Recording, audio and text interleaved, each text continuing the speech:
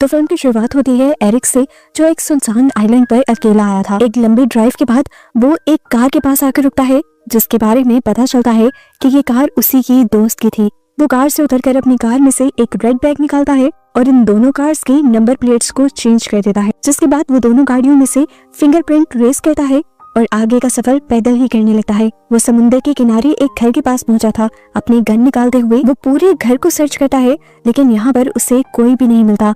पता चलता है कि वो यहाँ पर एक डिनीस नाम की औरत को ढूंढ रहा था, लेकिन यहाँ पर तो कोई था ही नहीं। एकदम से उसे लगता है कि जैसे किसी ने उसे पुकारा है। वो घर से बाहर जाकर देखता है, लेकिन यहाँ दूर दूर तक कोई नहीं था। उसे दोबारा वही आवाज आती है और अब वो आवाज का पीछा करते हुए समुद्र के किनारे पर पहुंचता है, जहाँ उसे एक मेटल का बैग दिखता है और करीब ही पड़ा बहुत सारा खून भी दिखता है।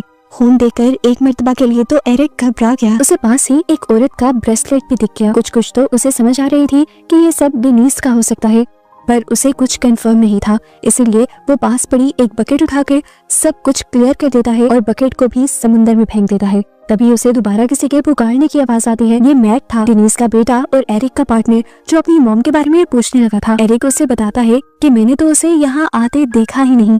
इतने में ये लोग घर पहुँचते हैं तो देखते हैं कि पॉल भी यहाँ आ गया था। ये उनका चौथा साथी था। असल में मैं बताती हूँ यहाँ चल क्या रहा था।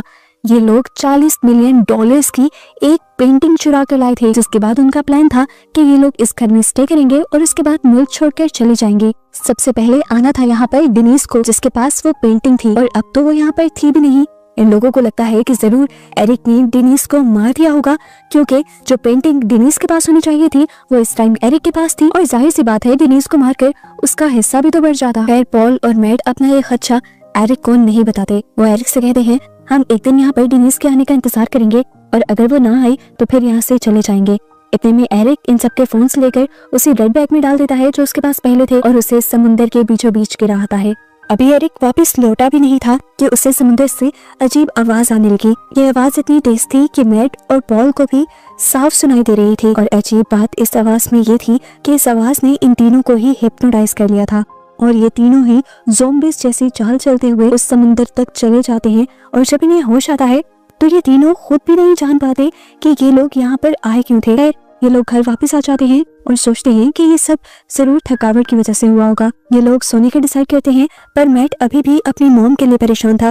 पॉल उसे हौसला देता है और कहता है, वेट करते हैं, शायद कल तक तुम्हारी मॉम आ जाए। रात भी अब पॉल एरिक के पास आता है और उससे सवाल करता है, सच बताओ, कहीं तुमने तो डेनिस को नहीं मार दिया? डेनिस से अपना और एरिक का रिश्ता छुपाने के लिए एरिक पॉल को यकीन दिलवाता है कि मैंने ऐसा कुछ नहीं किया। अंदर हम मैट को देखते हैं, जो जब नहाकर बाहर निकलता है तो उसे खून से भरी वही बकेट नजर आती है जिसे एरिक ने समुद्र में फेंक दिया था। बकेट को देखकर वो परेशान हो जाता है और जैसे ही उसके अंदर हाथ डालता है तो बकेट के अंदर से उसकी मॉम डेनिस का ब्रेसलेट भी निकल आता है। इस ब्रेसलेट को देखकर वो गुस्से से पागल हो जाता है और उसका शक यकीन में बदलने लगता है कि जरूर एरिक ने ही उसकी मॉम को मार दिया है। मैट एरिक के ऊपर जोर जोर से चिल्लाने लग जाता है और पॉल उसे काम डाउन करने की कोशिश करता है। कि तीनों इस टाइम बहस में ही लगे हुए थे कि अचानक से इनके दरवाजे पर जोर जोर से नॉक होने लगी।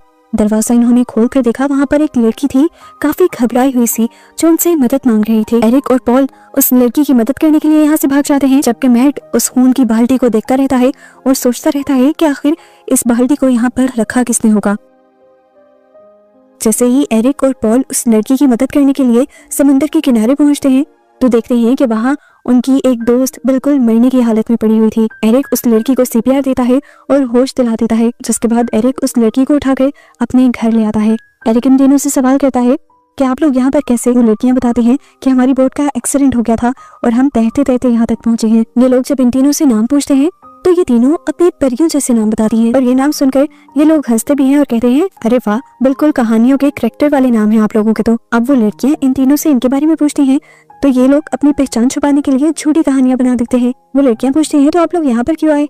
एरिक कहता है कि हम यहाँ पर बैचलर्स पार्टी मनाने के लिए आए हैं। अब लड़कियां इनसे इनका फोन मांगती हैं ताकि वो मदद के लिए किसी को बुला सके, लेकिन फोन तो इन्होंने पहले ही समुद्र में फेंक दिए थे। तो एरिक यहाँ पर एक और झूठ बोल देता है और कहता है कि हमने एक रूल बनाया था कि हम इस पार्टी में फोन नहीं लाएंगे।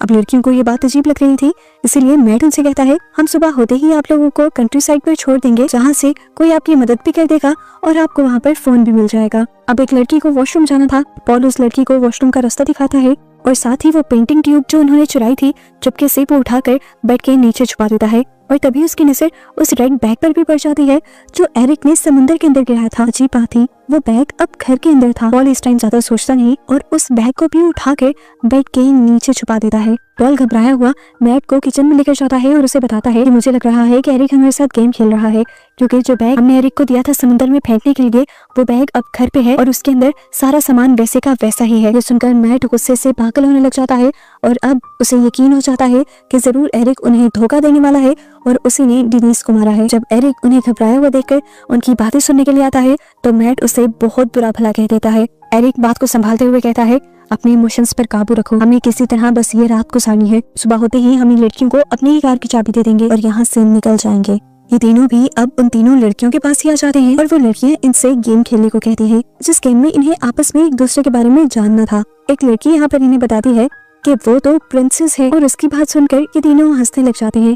दूसरी लड़की इन्हें बताती है कि वो कुंग-फू चैंपियन है और अपने आप को जाहिर करने के लिए वो यहाँ पर एरिक को पलटा कर चेयर पे भी गिरा देती है। ऐसे ही गेम खेलते खेलते इन लोगों की दोस्ती बढ़ने लग जाती है। इतने में ही लाइट भी चली जाती है। एरिक जब लाइट को ठीक करने के लिए बाहर निकलता है तो एक लड़की उसके पीछे ही आ जाती है।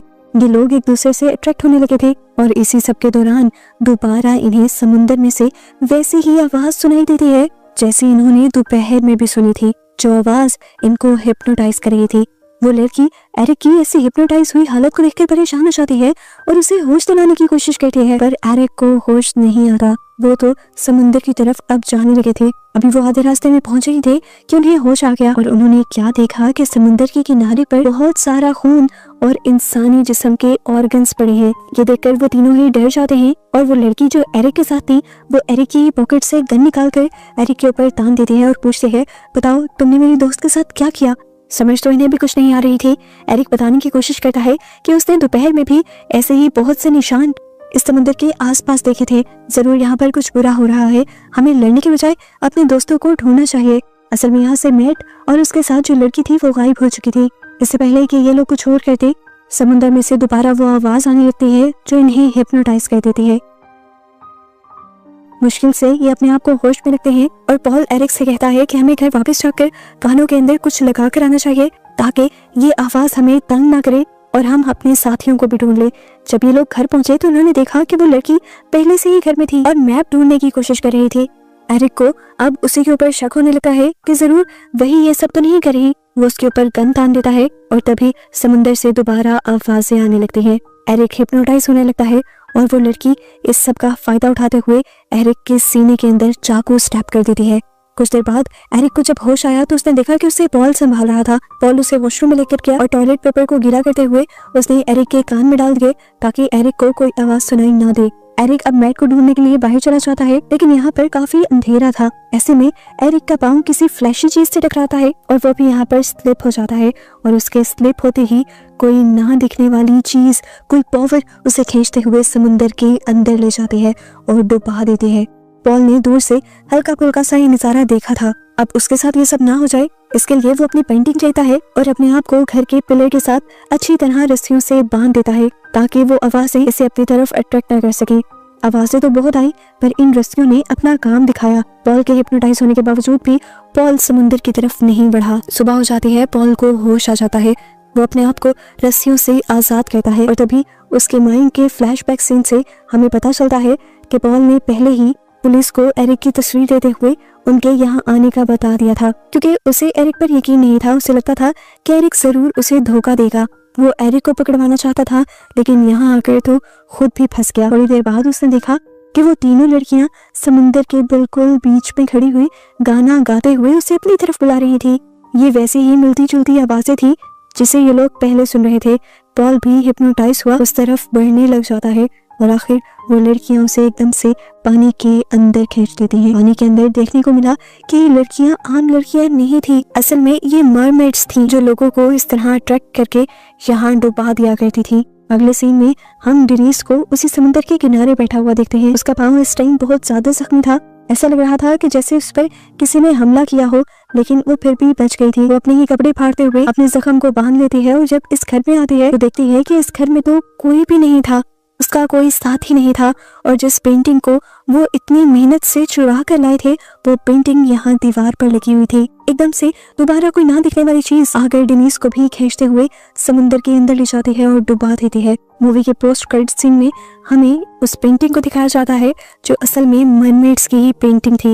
ये सिर्फ एक पेंटिंग नहीं थी बल्कि इस पेंटिंग के अंदर पूरी कहानी बसी हुई थी, जिस कहानी का ये सब भी हिस्सा बन जाते हैं और इसी के साथ ये मूवी यहाँ पर खत्म हो जाती है।